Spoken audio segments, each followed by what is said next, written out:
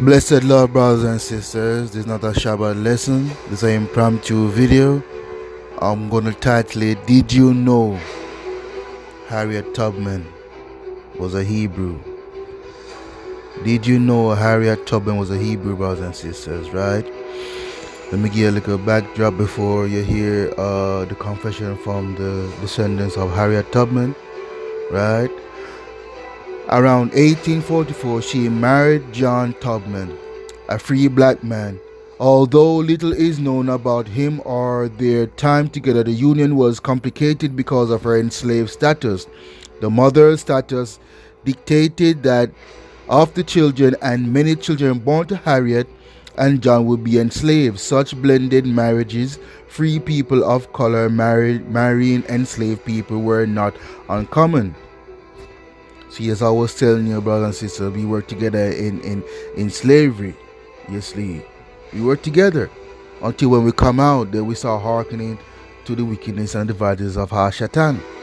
You see, but let's continue. Right? So, marrying enslaved people were not uncommon on the eastern shore of Maryland, where by this time half the black population was free. Most African American families had both free and enslaved members. Larson suggests that they might have planned to buy Tubman Freeman, right? Tubman Freedom. Tubman changed her name from Araminta to Harriet soon after her marriage, though the exact timing is unclear. Larson suggests this happened right after the wedding, and Clinton suggests that it coincided with Tubman's plan to escape from slavery. She adopted her mother's name, possibly as part of religious conversion or to honor another relative, brothers and sisters, right? So, what's the meaning of Araminta, right? What is the meaning of Araminta, brothers and sisters? Brothers and sisters, what does it mean? Araminta means, brothers and sisters, defender, yielding to prior. How fitting. She was a defender indeed, right? She was a defender indeed, brothers and sisters, right? She helped free most of the enslaved Hebrews, right? And she herself knew who she was. This is what I tell you, brothers and sisters, we're not African American, we're not black people. Well, technically, just for conversation argument's sake, right? We're not Jamaicans, we're not African American, we're not Cubana, we're not Trinidad, we're not Trinidadian, right? Or Trinidadian.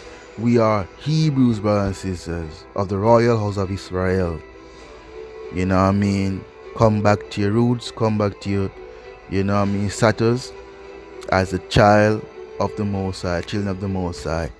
Let us be the light of the world, brothers and sisters, because it's getting close, brothers and sisters. You know what I mean? The time is getting shorter and shorter. The Most High says it's going to cut the time short for the very elect's sake, brothers and sisters. You know what I mean? We got to come together, we got to be a unit, brothers and sisters. You see, because they're joining Confederate against us. They're having robots now replacing the workforce.